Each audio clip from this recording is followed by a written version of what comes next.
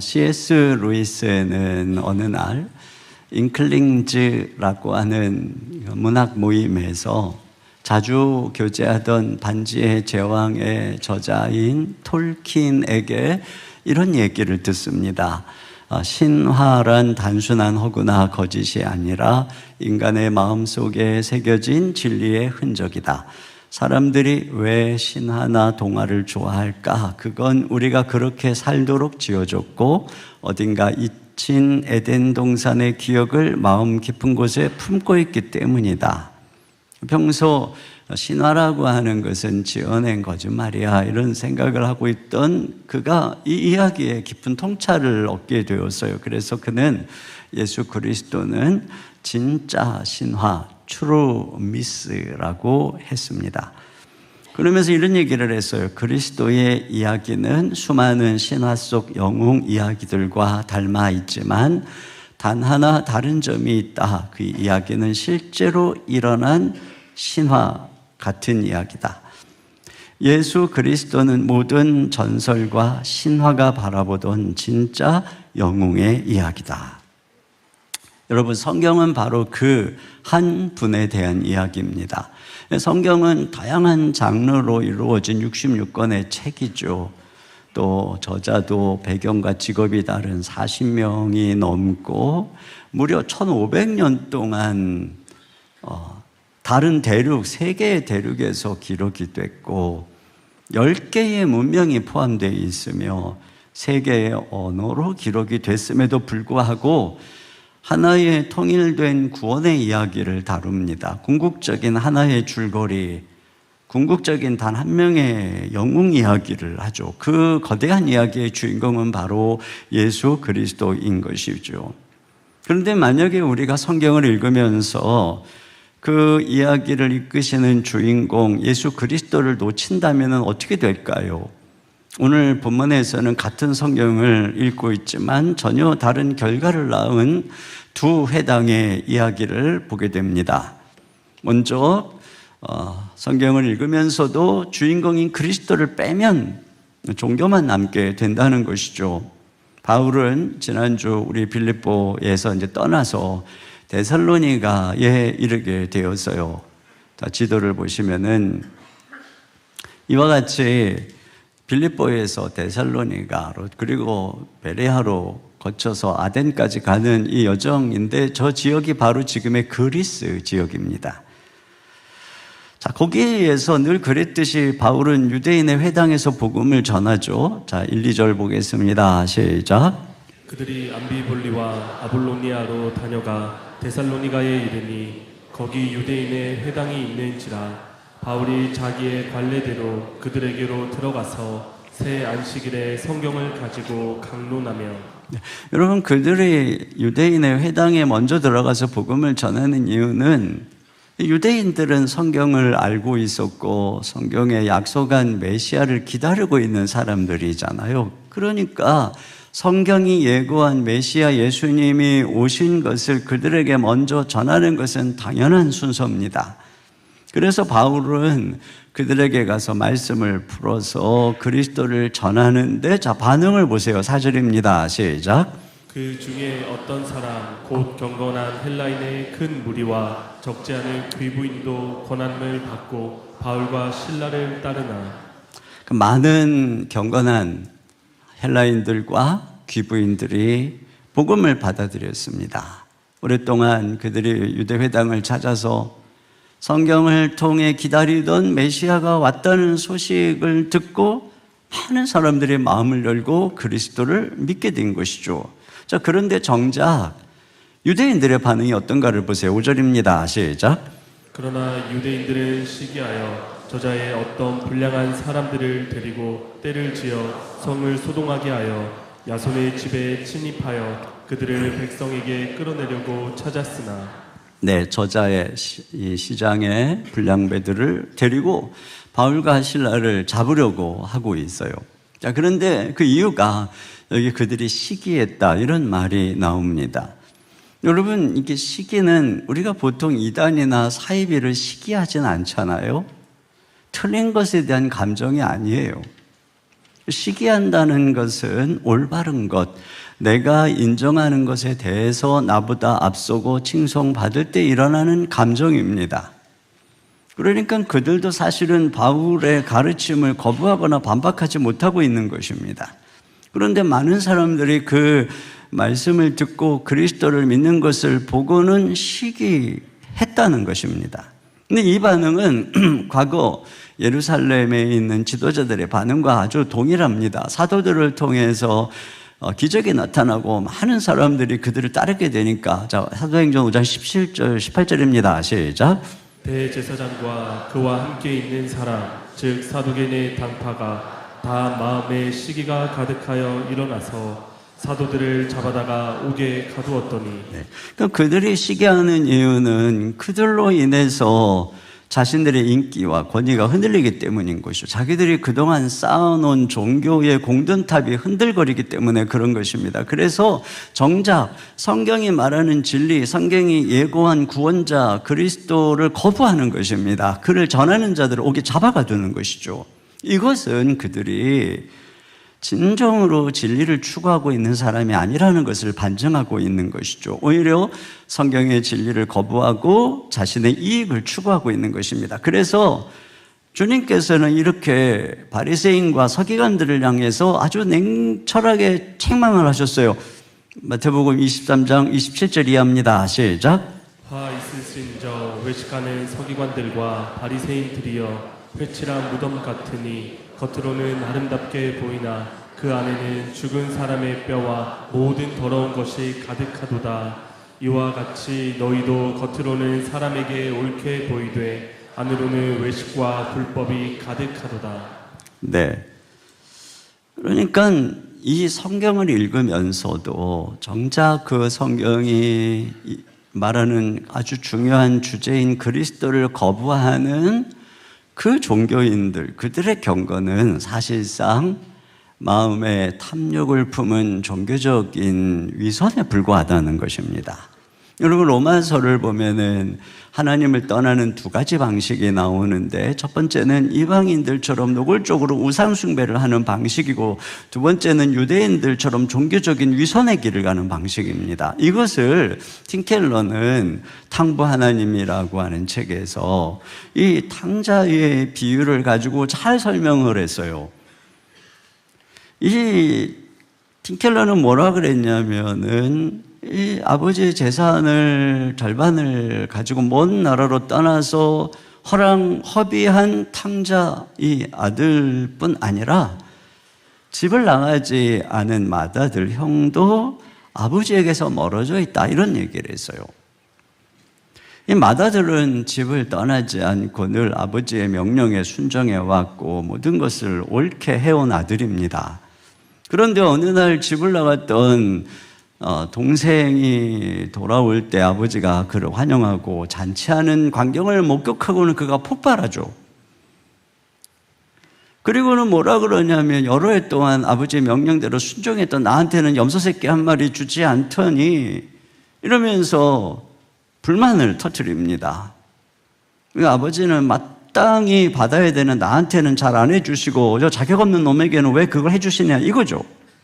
이걸 보면 이 아들이 아버지의 명을 지키고 순종한 이유가 아버지를 사랑해서가 아니고 뭔가를 얻으려고 그런 것입니다. 이 아들은 아버지의 마음을 전혀 이해하지 못했고 그저 그는 마음에 원하는 뭔가를 얻기 위해서 순종한 것이었어요. 그러니까 둘째 아들이 유산을 받아 집을 나간 것도 제 마음대로 살고 싶었기 때문인 것이고, 형이 집을 나가지 않고 순종한 이유도 지금 마음에 원하는 것, 즉 아버지의 재산을 얻기 위해서 그랬던 것이에요. 그리고 자기는 이제 여러 해 동안 그렇게 순종했고 착하게 살았기 때문에 아버지는 마땅히 나한테 그렇게 해야 된다는 것입니다. 그러니까 형과 동생은 겉으로 보면 매우 달라 보이지만 내면은 똑같습니다. 둘 다 자기들의 마음이 진정으로 집착하는 것을 얻기 위해서 서로 다른 방식으로 아버지를 이용하고 있는 것이었어요. 이 맏아들이 바로 이 바리새인들을 지칭하는 비유였습니다. 신학자 싱클레어는 오히려 이 둘이 같은 태에서 태어난 이란성 쌍둥이다, 이런 얘기를 했습니다. 그러니까 비도덕적인 동생이나 율법주의적인 형이나 아버지의 마음에서 멀기는 똑같다는 것이죠. 둘의 마음이 다 다른 데가 있다는 것입니다. 여러분, 이런 종교적 경건, 위선의 허상을 잘 보여주는 것이 희곡 아마데우스에 나오는 살리에르입니다. 살리에르는 경건한 궁중 악장이었어요. 자신이 인정받는 한 그는 하나님을 잘 섬깁니다. 그런데 어느 날 모차르트가 나타나자 그는 극심한 시기심에 사로잡혔습니다. 그래서 그가 하나님께 항변합니다. 그는 이렇게 얘기합니다. 제가 무엇을 잘못했습니까? 저는 힘을 다해 덕을 추구했고 이웃을 구제하기 위해 오랜 시간 땀을 흘렸습니다. 제가 얼마나 열심히 일했는지 당신이 아십니다. 그런데 사람들은 모차르트만 말할 뿐입니다. 그가 왜 하나님께 항변할까요? 하나님은 자신의 착함, 도덕에 대해서 복과 도움을 베풀 의무가 있다는 것입니다. 그런데 하나님이 정작 저 불경건한 저 젊은이 모차르트에게 재능을 준 것에 대해서 분노하는 것이죠. 그러면서 그는 말합니다. 이 시간부터 당신과 나는 서로 적이올시다. 여러분, 그는 하나님을 사랑해서 섬긴 게 아니었어요. 그는 사람들의 인정과 명성을 얻기 위해서 하나님을 이용한 것뿐이었습니다. 그는 충분히 착하게 살았기 때문에 자기는 그런 대접을 받아 마땅하다고 여기는 것입니다. 이게 자기의로 가득 차 있습니다. 자기가 구원자인 것입니다. 이게 종교인인 것이죠. 그러니까 정작 그로 하여금 하나님에게서 멀어지게 한 것은 바로 그의 의입니다. 그의 성실과 그의 착함이었습니다. 여러분, 기독교는 종교가 아니에요. 성경은 경전이 아닙니다. 기독교는 한 분, 우리 위해 죽으시고 부활하신 그리스도, 그분입니다. 그런데 이 구원자를 거절하고 내 힘으로 살아보려고 할 때 그건 종교가 되는 것이죠. 결국은 이와 같이 예수님을 거절하고 자기 힘으로 살아가려고 했던 그들을 향해서 주님이 책망하는 것입니다. 너희가 겉은 굉장히 그럴듯한데 속에는 시기와 탐욕이 가득한 종교적인 유선자일 뿐이다 라고 말하는 것입니다. 여러분, 두 사람이 교회에 같은 예배당에 나란히 앉아서 예배를 드리고 같은 설교를 듣고 같은 찬양을 부르고 같은 영적인 활동에 참여합니다. 그런데 이런 행동을 하는 동기는 전혀 다를 수 있어요. 한 사람은 하나님을 사랑하고 기쁘시게 하기 위해서 그 모든 것을 하지만 다른 사람은 자신의 의로움을 입증하려고, 칭찬받으려고, 인정받으려고 그렇게 합니다. 겉보기에는 똑같아요. 그런데 속은 전혀 다른 것이죠. 여러분, 종교인은 하나님을 믿지도 않고 사랑하지도 않는 사람입니다. 그는 그의 구주는 자신입니다. 자기의 행위입니다. 자기의 경건입니다.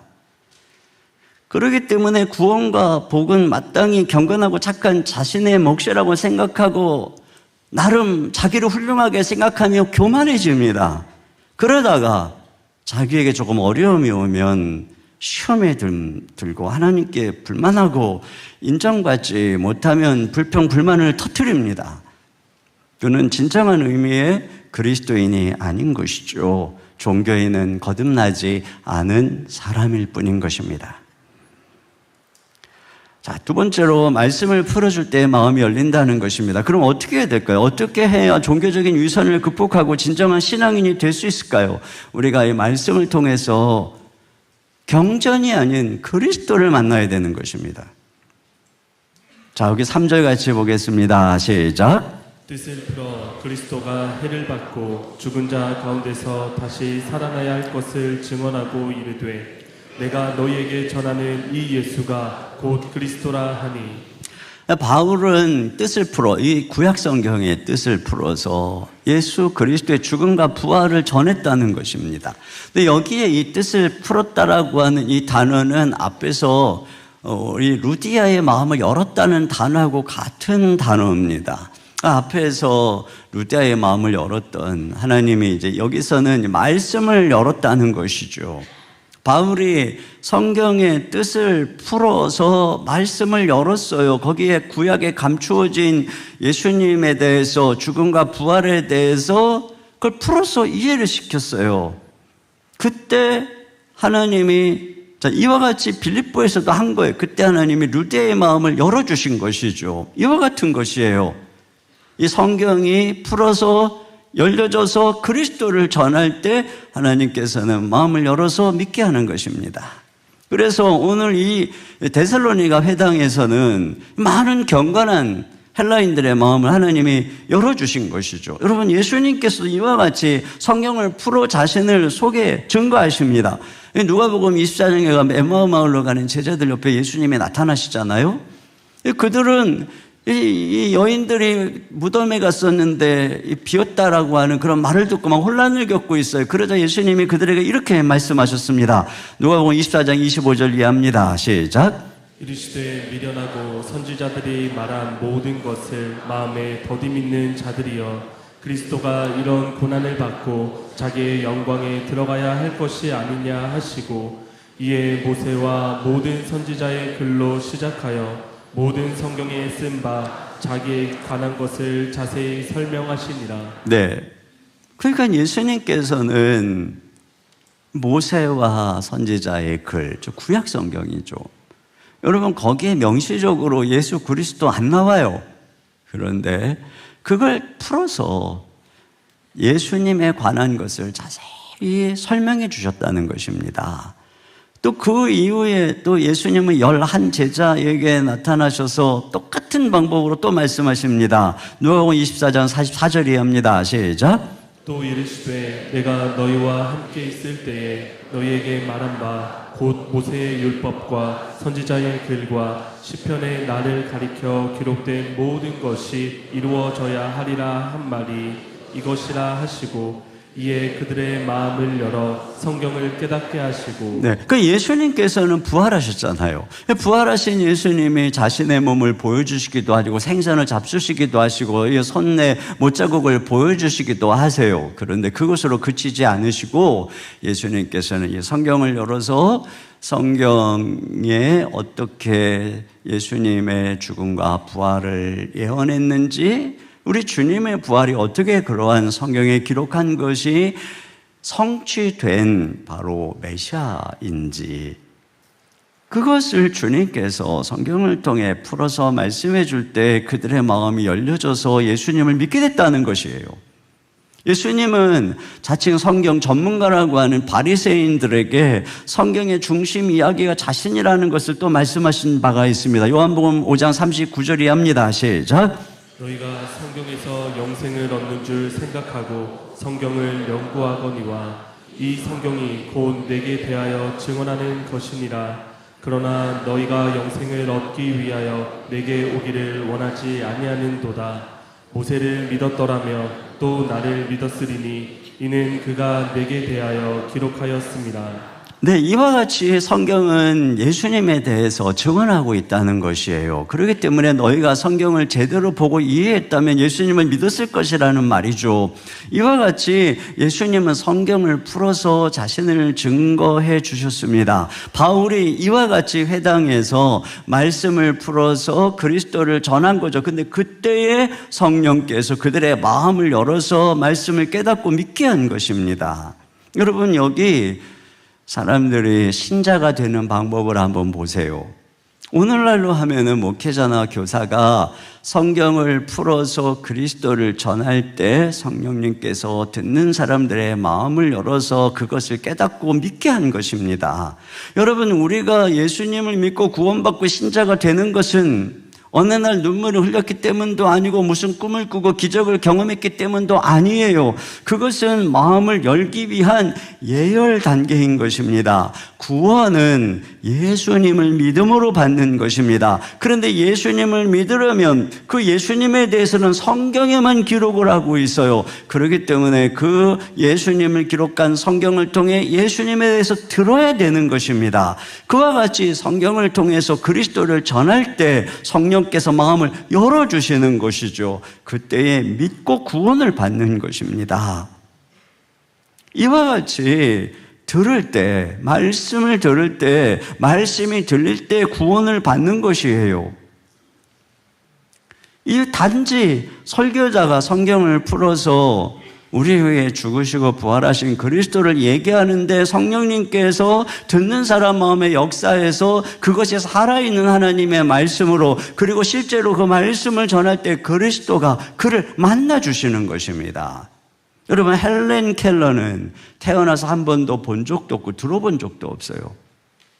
그런데 설리번 선생님이 어느 날 물 펌프에서 흐르는 물을 손에 쏟아 부어주면서 물이라고 하는 단어를 가르쳤습니다. 단어와 세상이 연결되는 순간 그녀의 지각이 열린 것이죠. 여러분, 이와 같은 것입니다. 성경은 죽은 글자가 아니라 이 말씀을 풀어줄 때 성령께서 역사해서 그 말씀이 오늘 우리의 삶으로 걸어 들어오는 하나님의 음성이 되는 것입니다. 그래서 살아계신 그분을 알게 하시고 믿게 하시는 것이에요. 신앙은 이와 같이 말씀을 통해서 그리스도를 만나는 데서부터 시작하는 것입니다. 그리스도를 믿는 데서부터 시작하는 것입니다. 그리고 그분을 날마다 말씀을 통해 알아감으로써 신앙이 자라는 것입니다. 여러분은 어떻습니까? 올바로 신앙을 시작하셨습니까? 말씀을 통해 그분을 알아가며 날마다 자라가고 있습니까? 아니면 단지 종교인에 머물러 계십니까? 세 번째로 말씀에 뿌리 내리는 신앙이 고상한 신앙이라고 하는 것입니다. 이 데살로니가에서의 핍박, 유대인들의 핍박을 피해서 바울과 실라는 이제 베레아에 있는 밑에 있는 도시로 갑니다. 걸어서 한 3일 정도 가야 되는 거리에 떨어져 있습니다. 그런데 이 베레아에 있는 사람들은, 이 회당에 있는 사람들은 데살로니가에 있는 유대인들하고는 대조된 모습을 보여주고 있습니다. 11절입니다. 시작. 베레아에 있는 사람들은 데살로니가에 있는 사람들보다 더 너그러워서 간절한 마음으로 말씀을 받고 이것이 그러한가 하며 날마다 성경을 상고함으로. 베레아에 있는 사람, 베레아 사람들은 데살로니가에 있는 사람보다 더 너그럽다. 그래서 말씀을 간절한 마음으로 일단 받아요. 열려 있다는 거죠. 그리고 성경을 날마다 상고했다는 것입니다. 근데 여기에 이 너그럽다라고 한 말을 이전 개역 성경에는 신사적이다 이렇게 번역을 했었어요. 근데 실제적으로 이 단어는 노블이라고, 이 고상하다, 신사적이다 라고 하는 뜻으로 번역을 할 수도 있고, 또는 개방적인 열린 마음, 너그러운 마음으로 번역할 수도 있습니다. 그런데 여러분, 이 고상함과 개방적인 마음은 통하는 것입니다.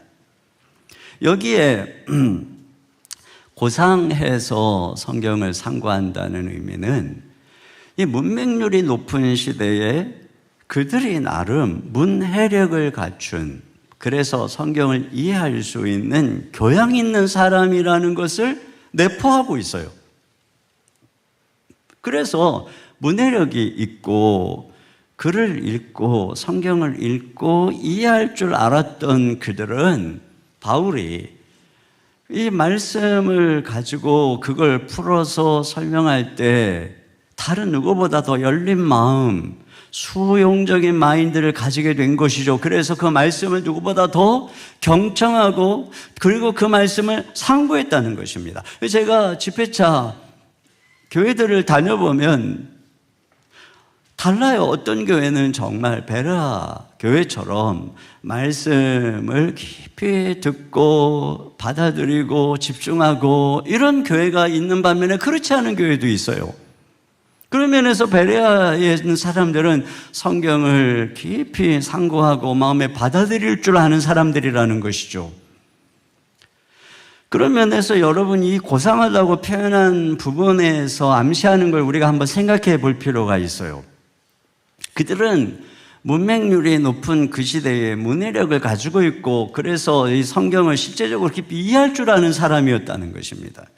기독교 사회학자인 로드니 스타크가 기독교의 발흥 또는 기독교 승리의 발자취라고 하는 책에서 이런 얘기를 했어요. 그동안 기독교가 하층민의 종교라고 이야기한 것은 잘못된 가설을 무조건 받아들이는 것이었다. 조사에 의하면 그리스도인들 중에는 문해력이 가능한 계층들이 많았다는 거예요. 상당수의 상류층 상인들, 그래서 또는 뭐 공무원들, 그래서 관리들, 문자를 해독할 수 있는 사람들이 상당수 있었다는 것이에요. 그래서 우리가 본 것처럼 이 빌립보 교회에서도 또 데살로니가 베레아에서도 회심하는 사람들을 보면 부유한 상인인 루디아나 또 이 관리인 간수나 경건한 많은 귀부인들이 언급되죠. 그러니까 이게 성경을 바울이 그들에게 풀어주고 그걸 이해할 수 있는 이런 사람들이었다는 것입니다. 이 사회학적인 연구에 의하면은 이 성경이 쓰여진 바울의 문체나 어휘가 상당수 그 당시에 높은 수준의 것이었다는 것입니다. 여러분, 루터가 종교개혁을 할 때도 이 종교개혁을 지지한 사람들이 이 귀족과 군주와 상인과 교수들이었어요. 프랑스 1차 종교전쟁 시에 프랑스 귀족의 50%가 칼빈주의를 받아들이고 이 개혁을 받아들였는데 농민과 도시 빈민은 극소수였다라고 하는 것입니다. 감리교의 창시, 감리교를 통한 부흥운동을 이뤘던 주역들도 당시에 엘리트층이었던 옥스퍼드 대학생 출신이었다는 것이죠. 여러분, 이것이 뭐를 의미하는 것이냐? 기독교가 상류층의 종교다 이 말을 하는 것이 아니라 진정한 신앙은 철저하게 성경을 바탕으로 이루어졌다는 것입니다. 성경을 올바로 이해하고 복음을 올바로 아는 이 사람들을 통해서 진정한 개혁과 부흥이 일어났다는 것이에요. 성경이 말하는 고상한 사람들은 바로 그들을 말하는 것입니다. 오늘날 대한민국은 시대로 보면 대부분의 사람들이 그 어느 시대보다도 상당한 학력을 가진 인텔리전스한 사람이 고상한 사람이라고 할 수 있습니다. 그런데 과연 우리는 이 성경에 대해서 이들처럼 열려 있는가? 성경을 그들처럼 상고하고 있는가? 우리는 정말 영적으로 고상한가? 돌아봐야 됩니다. 두 번째로 삶을 걸려면 꼼꼼히 따져보라는 것입니다. 여기 그들의 중요한 특징이 뭐냐면 11절 하반절 다 같이 봅니다. 시작. 이것이 그러한가 하여 날마다 성경을 상고함으로. 여기 상고하다라고 하는 이 단어는 법정에서 죄가 있는지 없는지 따지려고 조사하고 취조하는 과정을 쓰일 때 사용하는 단어라고 합니다. 그러니까 무슨 얘기냐면은 바울이 회당에서 구약을 풀어서 말씀을 전하니까 그들은 마치 이 바울의 말씀을 법정에서 검사가 취조하듯이 질문을 하고 꼬치꼬치 따졌다는 거예요. 그러면서 이게 날마다 성경을, 그것이 그런가에 날마다 성경을 상고했다고 그러죠. 당시에 개인적으로 성경을 가지고 있지 않았기 때문에 그들이 이 날마다 이 회당에 모여서 히브리를 성경을 가지고 그리고 바울을 불러다가 그의 가르침을 실제적으로 성경을 찾아가면서 꼬치꼬치 따져가면서 정말 그런가? 지금 바울이 말하는 게 정말 그렇게 말하고 있는가? 이렇게 상고했다는 거예요. 여러분, 이것은 굉장히 중요한 태도입니다. 우선 우리 몸을 위한 어떤 약을 먹을 때 꼼꼼히 약사의 설명에 귀를 기울이고 또 설명서의 작은 글자까지도 읽어보면서 이게 내 몸에 맞는 성분을 가지고 있는가를 살펴보죠. 우리가 집을 계약하거나 큰 거래 계약을 할 때는 중개인의 설명도 자세히 듣지만 실제적으로 그 계약서의 모든 조항들을 꼼꼼히 살펴봅니다. 왜 그러냐면 거기에 내 건강, 내 재산, 내 전부가 달려있기 때문에 그런 것입니다. 여러분, 우리가 하나님의 말씀을 그냥 무조건 누가 뭐라고 은혜롭게 말하고 좋은 말 한다고 다 받아들일 겁니까? 그렇게 할 수 없는 이유, 그것은 우리가 꼼꼼히 정말 그런가? 저 말이 정말 하나님의 말씀하는 게 맞는가? 그것은 이 말씀에 내 영혼, 내 생명, 내 삶, 내 전부가 달려있기 때문에, 내 운명이 달려있기 때문에 그런 것입니다. 그러니까 무조건 아멘 할 것이 아니죠. 베레아 교인들처럼 정말 그러한가 상고해야 된다는 것입니다. 그런 면에서 우리는 성경으로 취조해야 됩니다. 여러분, 성경을 상고한다. 이들이 이 성경을 통해서 그의 말을 상고하고 취조한다는 것은 성경의 권위를 믿는다는 것입니다. 성경이 모든 것의 기준이고 잣대라는 것입니다. 여러분, 우리는 이 주변에 있는 모든 가르침, 사상, 이념 이런 것들을 다 성경으로 취조하고 신문해야 되는 것입니다. 보네프는 옥중서신을 비롯한 여러 저서들에서 이런 이야기를 했어요. 이 독일교회, 이 빛나는 종교개혁의 전통을 물려받은 독일교회가 왜 나치에게 속절없이 굴복하고 부역했는가? 그는 독일교회가 성도들이 말씀을 상고하지 않고 설교자들의 설교를 상고하지 않고 히틀러의 주장에 대해 상고하지 않았기 때문이다라고 얘기를 했습니다. 그것이 정말 그런가? 이것이 정말 성경의 가르침인가를 상고하지 않았다는 것입니다. 철학자 한나 아렌트는 이런 얘기를 했어요. 악은 생각하지 않는 데서 출발한다. 나치에 부역한 평범한 사람들이 악을 저지른 것은 생각 없이 명령에 따랐기 때문이라는 것입니다. 그러니까 생각 없는 신앙, 성경을 상고하지 않는 신앙은 악으로 흐를 수 있는 것입니다. 우리가 성경을 상고하지 않고 이 시대를 그냥 무조건 따라가면 우리도 나치에 부역한 독일교회 전체를 얼마든지 밟을 수가 있는 것입니다. 여러분, 그런 면에서 성경으로 상고해야 될 1차적 대상은 우리 자신입니다. 보네프는 그리스도의 공동생활이라고 하는 책에서 우리가 성경을 읽는 것이 아니라 성경이 우리를 읽어야 된다, 이런 얘기를 했습니다. 성경이 우리를 신문하고 취조하도록 해야 된다는 것이죠. 이와 같이 할 때에 말씀이 우리를 구원하고 그 말씀이 우리를 빚어가는 것입니다. 그런 면에서 베레아 성도들은 말씀에, 성경에 닻을 내린 사람들입니다. 팀 켈러가 이런 얘기를 했어요.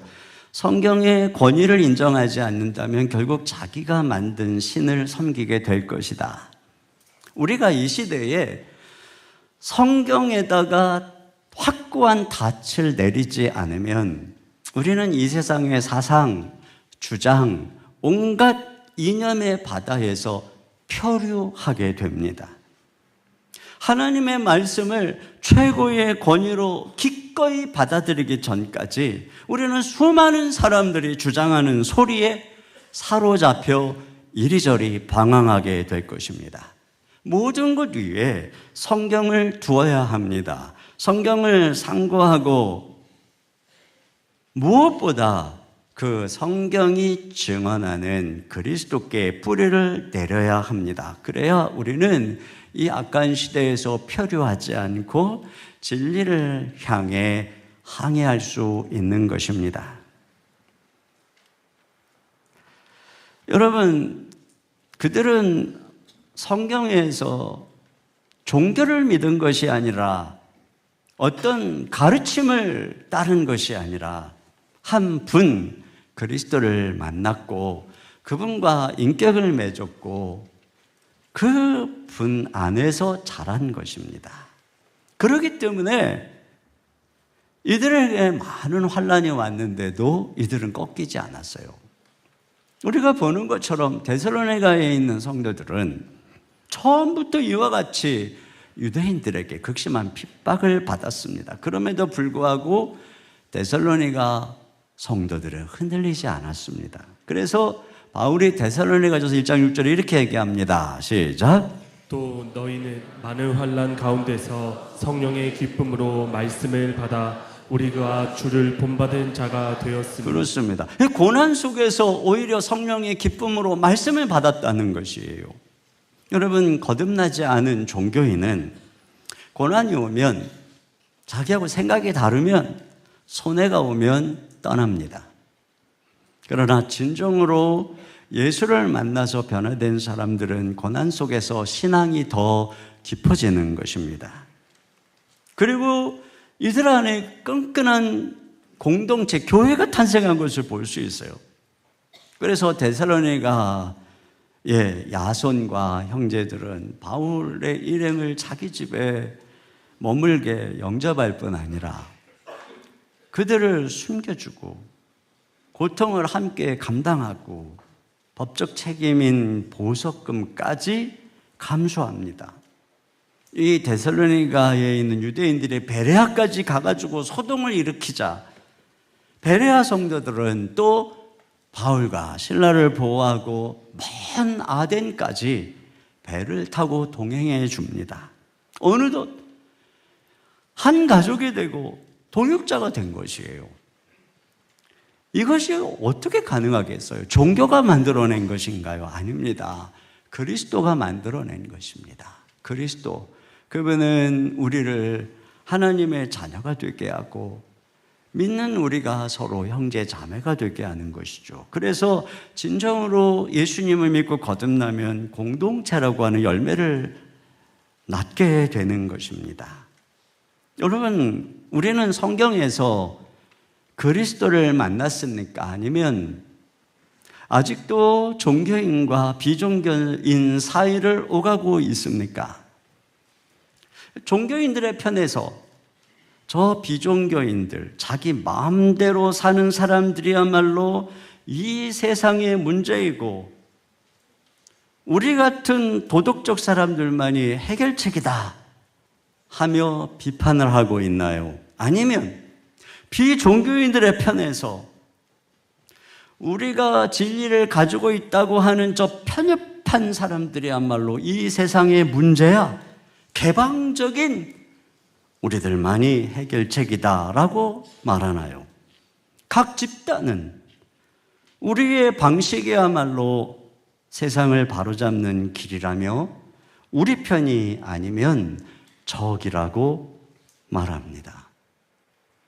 1662년 12월 스코틀랜드의 한 목사님, 데이빗 딕슨 목사님이 임종을 앞에 두고 있을 때 50년 지기 친구가 그의 상태를 묻기 위해 방문했습니다. 당시 80세였던 데이빗 딕슨 목사님이 이렇게 대답을 했습니다.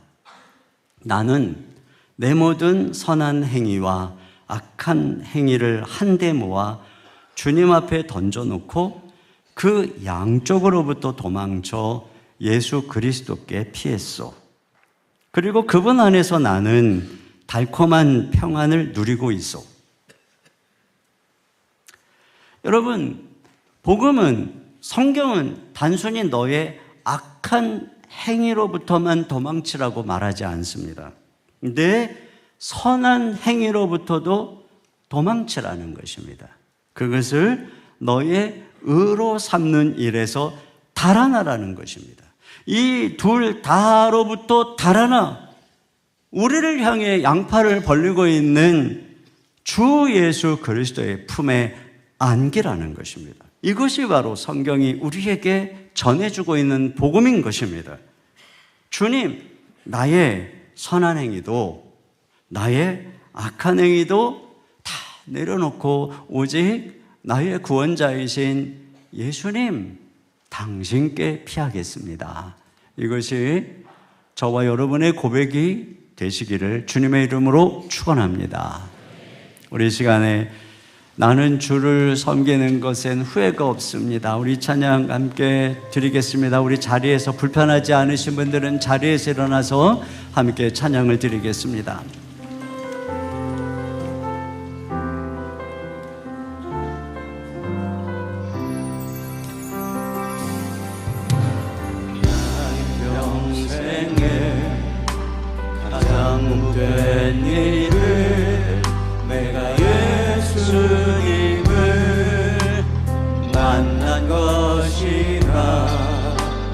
나의 평생에 가장 잘한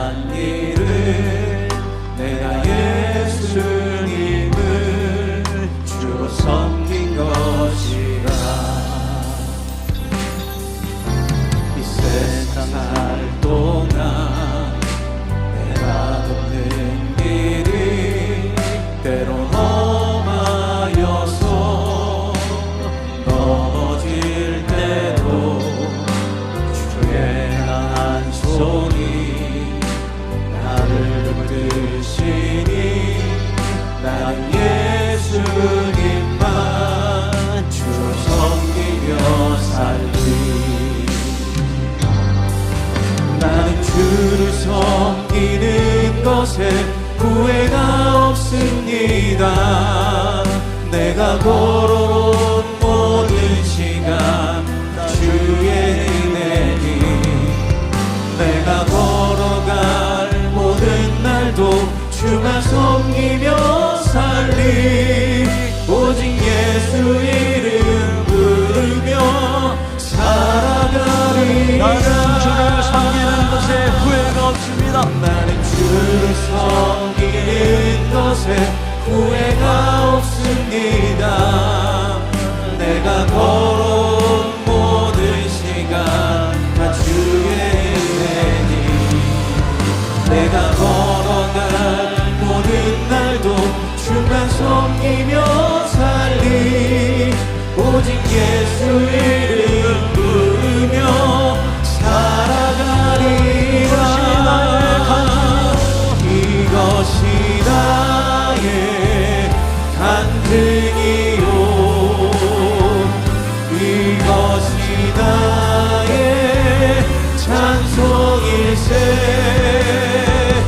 나 사는 동안 끊임없이 구주를 찬송하리로다. 우리 함께 기도 제목 같이 읽고 한 목소리로 기도하겠습니다. 예수님을 잃어버린 종교인으로 남지 않게 하시고 예수님만 믿고 사랑하는 참된 신앙인이 되게 하소서. 아멘. 성경을 풀어주실 때 이해하고 깨닫도록 마음을 열어주셔서 예수님을 알아가며 자라게 하소서. 아멘. 성경을 날마다 상고하며 성경의 닻을 내려 세상의 조류 속에서도 오직 진리이신 예수님만 쫓게 하소서. 아멘. 기도 폭풍 집회를 통해 기도 응답과 성령의 능력을 경험하여 복음의 증인 되게 하소서. 아멘. 한 목소리로 기도하겠습니다. 하나님 아버지, 참으로